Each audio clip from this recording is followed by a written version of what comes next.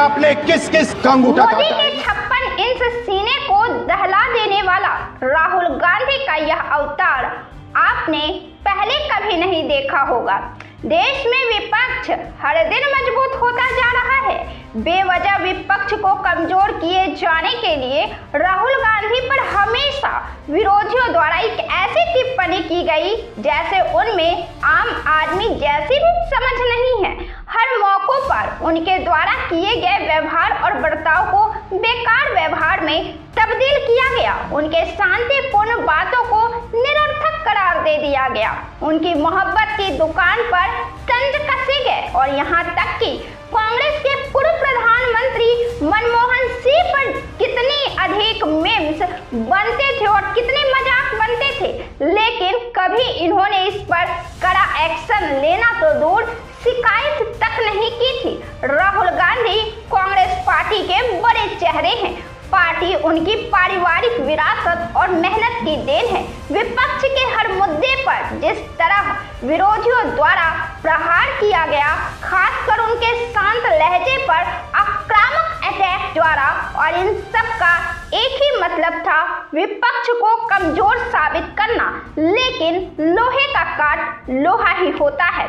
अब राहुल गांधी ने जिस तेवर से देश के सदन में अपनी बात रखी है वह मोदी के 56 इंच सीने को दहला देने वाला है। वह बीजेपी पार्टी में खौफ पैदा करने वाला है, एक ऐसा खौफ जिसकी काट मोदी के पास भी नहीं है। राहुल गांधी के समर्थकों का जोश हाई होने वाला है।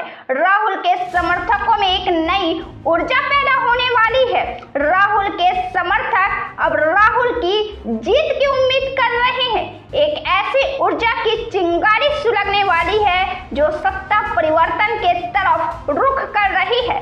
कांग्रेस से अकेले अब राहुल गांधी और इधर बीजेपी की पूरी फौज, एक से एक दिग्गज, सभी पर राहुल गांधी अकेले भारी पड़ रहे हैं। बीजेपी पार्टी अब कैसे रोकेगी राहुल को? राहुल गांधी ने अब अपने अंदर के आक्रामकता को बाहर निकाल दिया है जो भाजपा पार्टी पर भारी पड़ने वाली है। राहुल गांधी के आक्रामक व्यवहार के प्रदर्शन नहीं होने की वजह से विरोधियों द्वारा हल्के में लेने की ढोंग रचा जा रहा था, क्योंकि देश की एकमात्र विपक्षी पार्टी कांग्रेस ही केंद्र की सत्ता को चुनौती दे सकती है। राहुल गांधी ने जिस अंदाज में सदन में अपनी बात कही है वह बीजेपी को थरथरा देने वाला है। उन्होंने कहा है कि वे जाति जनगणना तो पूरे देश में कराकर रहेंगे और इसके पीछे उन्होंने बड़ी तार्किक आधार भी तैयार कर दिया है।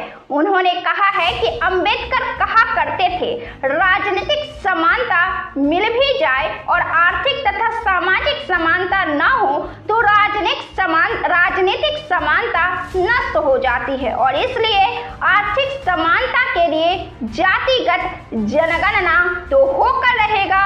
राहुल गांधी पूरे देश में जातिगत जनगणना तो करा कर रहेंगे। अंबेडकर के विचारों को जानने के लिए हमारे चैनल को जरूर सब्सक्राइब करें और हमारे चैनल पर अपलोड किए हुए अंबेडकर वार्ड एपिसोड को जरूर देखें। इसमें अंबेडकर के तमाम विचार शामिल हैं जो उन्होंने अपने जीवन काल में विभिन्न मुद्दों पर विचार किया है, राय दिया है। तो ऐसे ही बिहार और देश की तमाम पॉलिटिकल अपडेट से जुड़े रहने के लिए बने रहे हमारे साथ।